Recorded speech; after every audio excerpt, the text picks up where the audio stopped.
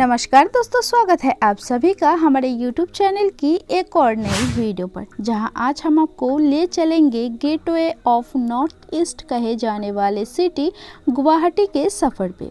विशाल ब्रह्मपुत्र नदी के किनारे बसा ये शहर असम के साथ साथ पूरे नॉर्थ ईस्ट इंडिया का सबसे बड़ा सिटी है। लगभग 1528 वर्ग किलोमीटर के विशाल क्षेत्र में बसा गुवाहाटी शहर अब अपने अपकमिंग मेगा प्रोजेक्ट्स के जरिए एक नए दौर में कदम रखने वाला है। ये प्रोजेक्ट्स न सिर्फ असम बल्कि पूरे नॉर्थ ईस्ट इंडिया के डेवलपमेंट को एक नई लेवल तक ले जाएंगे। तो चलिए बिना देरी किए आज की इस वीडियो को स्टार्ट करते हैं और जानते हैं गुवाहाटी के टॉप 10 मेगा प्रोजेक्ट्स के बारे में। तो हमारे इस लिस्ट पर नंबर 10 पर आता है Guwahati airport new terminal building. Airport authority of India ने गुवाहाटी में लोकप्रिय गोपीनाथ बोरदोलोई इंटरनेशनल एयरपोर्ट को एक नए टर्मिनल भवन के साथ विकसित करने की योजना बनाई है। इस भवन के निर्माण पर 1232 करोड़ रुपए की लागत आएगी। ये पूर्वोत्तर भारत का सबसे बड़ा और व्यस्तम एयरपोर्ट है। वर्तमान में ये एयरपोर्ट सालाना 60 लाख यात्रियों का आवागमन करते हैं। नए टर्मिनल भवन का निर्माण पूरा होने के बाद इसकी क्षमता बढ़कर प्रति वर्ष 1 करोड़ यात्रियों की हो जाएगी। इस एयरपोर्ट से 4300 घरेलू और 200 इंटरनेशनल उड़ानें आसानी से संचालित की जा सकेगी। इस एयरपोर्ट का कुल निर्मित क्षेत्रफल 1,02,500 वर्ग मीटर होगा। इसे 2 मंजिलों में बांटा जाएगा। ऊपरी मंजिल से प्रस्थान होगा और निचले स्तर से आगमन होगा। इसके अलावा मुख्य मंजिल भी होगा। नंबर 9 पर आता है गुवाहाटी रिंग रोड। गुवाहाटी को जैम से राहत देने के लिए और लॉन्ग डिस्टेंस ट्रैवलर्स को बाईपास ऑप्शन दिलाने के लिए, साथ ही शहर को पोल्यूशन मुक्त करने के लिए स्टेट गवर्नमेंट ने एक्सटर्नल रिंग रोड को प्लान किया है।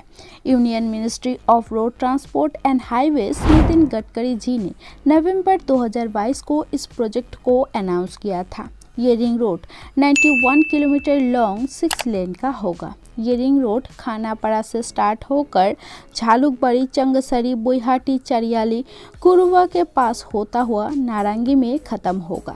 इस प्रोजेक्ट की एस्टिमेटेड कॉस्ट 4,500 करोड़ रुपया है। नंबर 8 पर आता है Guwahati to North Guwahati bridge. Brahmaputra नदी के ऊपर गुवाहाटी से नॉर्थ गुवाहाटी को जोड़ने के लिए 8.4 किलोमीटर लंबा 6 लेन का ब्रिज बनाया जा रहा है। ये ब्रिज राज्य के राजधानी में आने के लिए लोगों को वैकल्पिक पहुंच प्रदान करेगा। इस ब्रिज को 2017-18 के दौरान सैंक्शन किया गया था। इस ब्रिज की कंस्ट्रक्शन एसपी सिंगला कर रही है। ये केबल ब्रिज बनने के बाद गुवाहाटी से नॉर्थ गुवाहाटी जाने में सिर्फ 10 मिनट का समय लगेगा, अभी जहां 1 घंटे से ज़्यादा समय लेता है। नंबर 7 पर आता है नेहरू स्टेडियम रीडेवलपमेंट। गुवाहाटी के नेहरू स्टेडियम को फीफा स्टैंडर्ड्स के अनुसार फुटबॉल विशिष्ट मैदान में अपग्रेड किया जाएगा। असम सरकार ने स्टेडियम के नवीनीकरण का प्रस्ताव रखा है। इस स्टेडियम का निर्माण 1962 में हुआ था और अब इसको फीफा विशिष्ट मैदान के स्टैंडर्ड के अनुसार तैयार किया जाएगा। लगभग 832 करोड़ रुपए की लागत से स्टेडियम के पुनर्विकास किया जाएगा। ये स्टेडियम रीडेवलपमेंट के बाद यहाँ कुल 30,000 दर्शक बैठ पाएंगे। साथ ही यहाँ प्रतियोगिता सुविधाएं, मीडिया और प्रसारण सुविधाएं, दर्शक सुविधाएं, वीआईपी सुविधाएं, तकनीकी सुविधाएं और 180 लोगों के लिए आवास सुविधाएं शामिल होगी। नंबर 6 पर आता है न्यू सैटेलाइट टाउनशिप। असम सरकार गुवाहाटी के आसपास एक नए टाउनशिप डेवलप कर रहा है। इसे न्यू गुवाहाटी के नाम से जाना जाएगा। इस टाउनशिप को कोलकाता के Rajarhat new town development model के तर्ज पर बनाया जाएगा। गुवाहाटी के आसपास लगभग 80 किलोमीटर तक, जिसमें सोनापुर, मोरीगांव, रंगिया और विजयनगर एरिया शामिल है, इस जगहों को इस सैटेलाइट टाउनशिप के अंडर डेवलप किया जाएगा। ये टाउनशिप गुवाहाटी में बढ़ते भार को कम करेगी। कथित तौर पर इसे गुवाहाटी मास्टर प्लान में शामिल किया जाएगा। इस शहर में यहाँ के रहने वाले लोगों के लिए रिसोर्सेज को बेहतर तरीके से यूटिलाइज किया जाएगा, जिसमें पानी, इलेक्ट्रिसिटी का बेहतर उपयोग, superior air quality, fully centralise, highly integrated security जैसी बेसिक फैसिलिटी प्रोवाइड की जाएगी और इसी के साथ डेडिकेटेड कॉमर्शियल इंडस्ट्रियल एरियाज भी डेवलप्ड किया जाएगा। नंबर 5 पर आता है कामाख्या टेम्पल कॉरिडोर। असम का कामाख्या मंदिर सिर्फ भारत ही नहीं बल्कि पूरी दुनिया में फेमस है। यहाँ दुनिया भर से श्रद्धालु अपनी मन की इच्छाओं की पूर्ति के लिए आते हैं। अब भारत और असम गवर्नमेंट मिलकर इस मंदिर को और भव्य रूप दे रही है और यहाँ तक पहुँचने वाले रास्तों को और सुगम बना रही है। दोस्तों, देश के तीसरे सबसे बड़े कॉरिडोर के तौर पर इसे विकसित किया जाएगा। काशी विश्वनाथ और उज्जैन के बाद इसका नंबर आता है। इस कॉरिडोर को बनाने में तकरीबन 500 करोड़ रुपया का खर्च आने का अनुमान है। इससे पूरे पूर्वोत्तर के पर्यटन क्षेत्र को बढ़ावा मिलेगा और ये पूर्वोत्तर भारत का प्रवेश द्वार बन जाएगा। नंबर 4 पर आता है Guwahati bypass upgradation. Existing Guwahati bypass जो 4 लेन का है उसे 6 लेन में एक्सपेंड किया जा रहा है, जिसमें 4 नए फ्लाईओवर्स और एक वेहिकुलर अंडरपास निर्माण किया गया है। इसका निर्माण 3 मार्च 2022 को स्टार्ट किया गया था, जिसका उद्देश्य गुवाहाटी बाईपास को डिकंजेशन करना है, जो वर्तमान में कई हिस्सों में लगातार ट्रैफिक जाम का कारण है। इस नई रोड से पूरे बाईपास के स्टेज में यातायात की भीड़ को कम करने की संभावना है। The national highway authority of India ने इस प्रोजेक्ट को थरीवल विलटेक लिमिटेड कंपनी ऑफ हरियाणा को सौंपा है और इसके लिए लगभग 300 करोड़ रुपया खर्च होने की अनुमान है।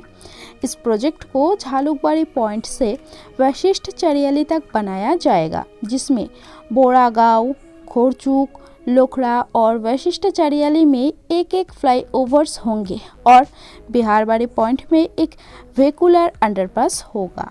नंबर 3 पर आता है एकता मॉल। एकता मॉल, जिसे यूनिटी मॉल के नाम से भी जाना जाता है, एक भारत श्रेष्ठ भारत नारे के तहत गुवाहाटी में एकता मॉल बनाया जाएगा। एकता मॉल स्थानीय रूप से उत्पादित वस्तुओं, छोटे व्यवसायों, कारीगरों, सड़क किनारे के व्यवसाय और पारंपरिक खाद्य व्यवसायों को एक वाणिज्यिक मंच प्रदान करेगा। इस प्रोजेक्ट की कुल लागत 297 करोड़ रुपया है।